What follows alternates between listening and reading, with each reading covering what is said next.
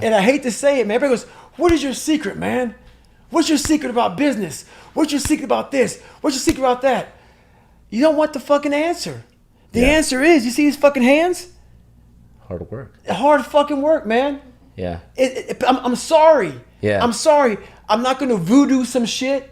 I'm not a magician. It's not magic. It's literally, you're going to have to wake up. Yeah. And you're going to have to sit there and say, fuck, today's going to suck. And then when that day is over, you're going to wake up again and say, fuck. Yeah. The next day's going to suck. Yeah. And that's going to be your life. Yeah. Unless you're this guy who sits back and says, oh, I have this great idea. And it happens to work. Yeah. And you could be some lazy fat ass that sits back and makes millions of dollars off of some idea. Yeah. But the majority of it, because wake up every day, punch that mental time clock and say, this is going to suck. Yeah. Wow. David, 5 years ago, where were you 5 years ago? Were you were a different David, I would imagine, right? Yes, 5 years ago I was just retiring. I was getting ready to retire from the military.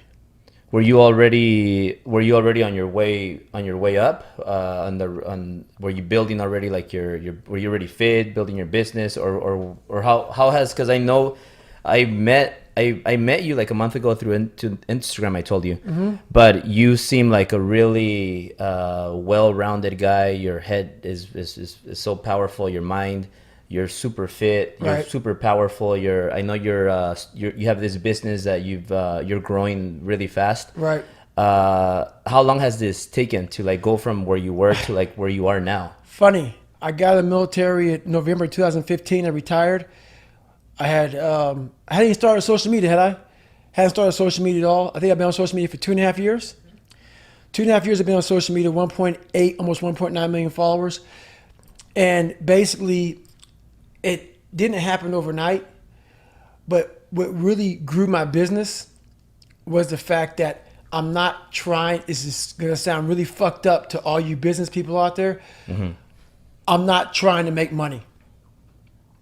I'm trying to help people. Yeah.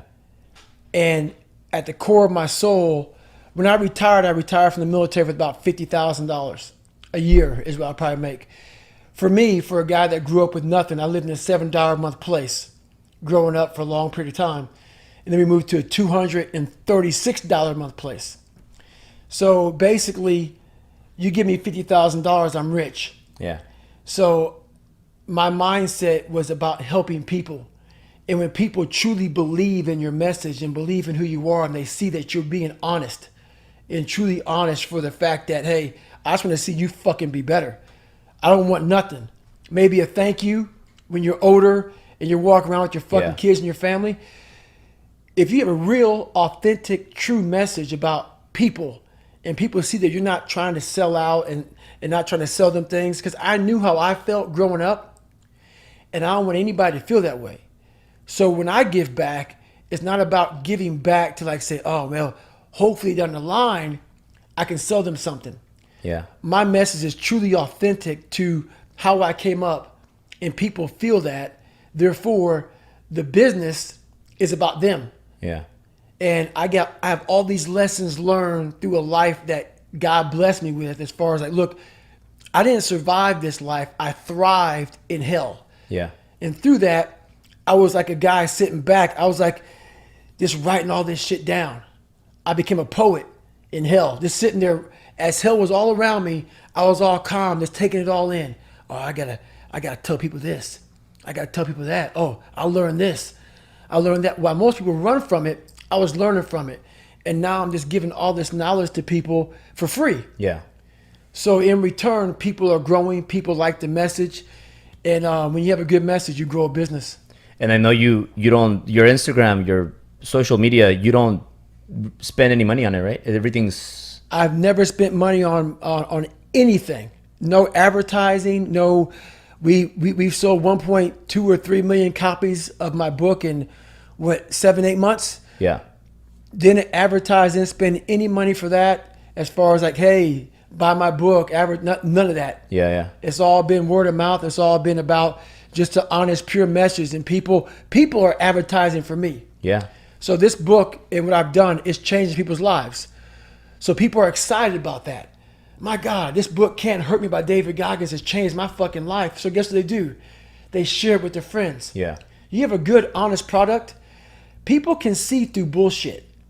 You have a good, honest product where you have come out in the world and said, look, I'm known as the world's toughest man, but this is the fucking truth about me. People can relate to that. I'm not putting myself on a pedestal. I'm not better than you. Matter of fact, I was way below you. People relate to that. People love that. And then people say, hey, man, I can also do it. Yeah, and that's why I'm so excited to have you at Driven, because it's an entrepreneurship event. But most people fail in business because of the mindset. Like when things get hard, tough, like when you're not sure if you could pay your bills next week because you put a lot on the line, and you might go out of business. You might not be able to pay your employees. And I've dealt with, I say all the time that I've probably dealt with I battled 10 heart attacks because it was just really, really painful because I didn't know what to tell my wife or with a daughter on the way. Like, hey, I think this is it. Right. I think I reached my limit. And most people, and times when I couldn't even swallow my food because I all the stress that I had accumulated. And it's the mindset.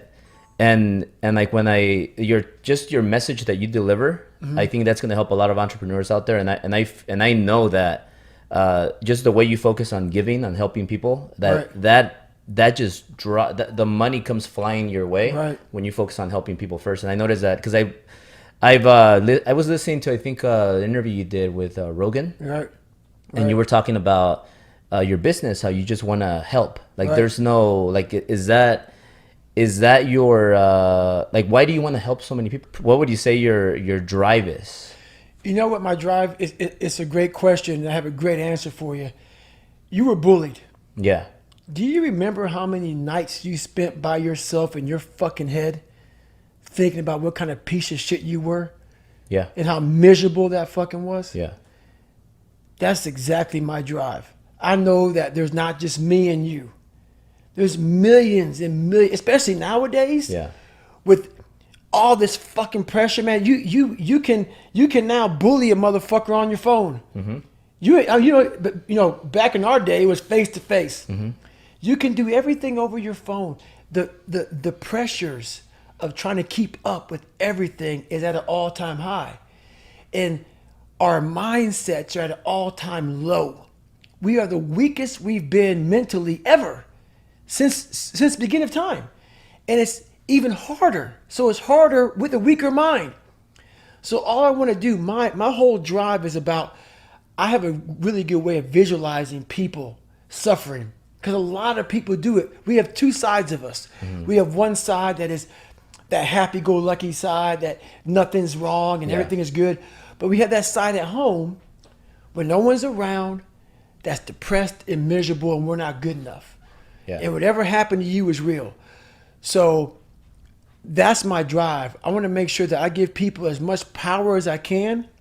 So when they get up every fucking morning, they know that, hey, I have the ability to not only survive in this world, but thrive in this world just by the mere fact of hearing about my story. Yeah. So if I can help out people that way and make you a better human being, that's all it's about, period. Because I don't want anybody suffering the way I suffered. Right. But now David, your business, like now you're obviously, I see you all over the place with interviews, inspiring people, changing lives. Like, can you share a little bit about your business? Like, what's your business like? What do you do? So the whole business is about changing lives. That's all it's about. It's about bettering people. Whether you're the top person in NFL, NBA, all the way to the person who is just some high school dropout. Yeah. So there is no like specific person I'm trying to target. Yeah. I'm targeting everybody. So my business is basically the best business in the world. It's a business of improving people. Yeah. So once you improve people, those people then go on to be doctors, lawyers, dentists, basketball, football, baseball, millionaires, billionaires. Those people now change the world. So I'm trying to get you at a young age. Yeah. So if I had a special time to get you, I want to get you when you're in junior high, high school, because in high school, people think that, my God, this is my whole life. High school is everything. These kids are going to be with me for the rest of my life. These are, little do you fucking know, it's nothing. Yeah. So basically, I'm trying to get people, so then when our world needs more leaders, I'm kind of helping those people out. So I'm trying to inspire people to become the next best leaders. Yeah. Because this world needs that right now. You feel you're connected more with kids, younger adults, because that's kind of when you grew up, you had tough times, and you want to help them so that they can be difference makers as well? You know what's funny? A lot of my followers are millennials. Yeah. But I connect more with people who are our age. Okay. Between 30s to 50s. Yeah. Because the millennials, even though that's my big audience, their mindsets are very different than ours. Yeah. A lot of people our age can relate to this tough work ethic. Yes, old school mindset. So when I tell people, hey, stop listening to music for a little bit, put your fucking phone down, put the computer down, really focus. The most powerful weapon is your brain. It relates to them. You know, they're like, oh man, yeah. You know, we weren't raised on this shit. They can kind of go back in the dungeon, but these millennials grew up with all this technology. Yeah. And all this noise. It's so fucking noisy out here that they can't hear themselves think. Yeah. So the people who really get the most bang out of my message, even though millennials follow me the most, are people who are from 30s to 50s. Because they're like, you know what, man? Yeah, I fucking get that. Yeah. I remember back when I was a better human being before I started being dependent on my phone and dependent on this and dependent on that. And literally, you can't even have a conversation with somebody nowadays because their minds are so out of it, or they're checking the Instagram. Yeah, man. Like, hey, yeah, So they're like looking at you and their phone, and they're here, and then as you're having a serious conversation, an enlightening conversation, they then come out of nowhere and say, hey, did you hear about Trump? You're like, what the fuck is your problem, man? You can't hold a fucking attention span for longer than 15 seconds. Yeah. That's why you're not successful. Yeah. It takes a lot longer than 15 seconds to be focused on becoming rich, fucking becoming a better person, becoming smarter, becoming more athletic, losing weight. It takes time. Your mind needs to be focused on that fucking task. And I made the millennium, what do you call it? The millennial category by like 1 year or so. Right. So I'm kind of like the next one. And I was just stuck in it. But I definitely not, I don't think like a millennial. Right. But I know a lot of millennials, my biggest knock on them is that most of them are thinking that they're going to create this $1 million idea and work less and make more. And I didn't grow up like that. I know you didn't grow up like that. Like, what do you think there's something to it that is just making all the millennials like that? Do you think it's technology? It's technology. Because you know what? Basically, I don't really blame them. That's the world that they grew up in. Yeah. So that's what they're seeing. Yeah. They're seeing a lot of kids who are like 25, 26, 27, 28 who are making these big dollar numbers, man, from like inventing something or coming up with some new fucking app or whatever, man, making a lot of money. Yeah. So they want to have the opportunity. Yeah. But they don't realize only 1%, less than 1% are going to have the opportunity. Yeah. You got to go back to old school, which is there's no fucking secret. Yeah. It's just hard fucking work. Yeah. Yeah. I think the combination of hard work with technology is going to be like the game changer. Yeah. Game changer. But the problem is that most of them are just want to do the technology part, but not the hard work. That's the fun part. Yeah.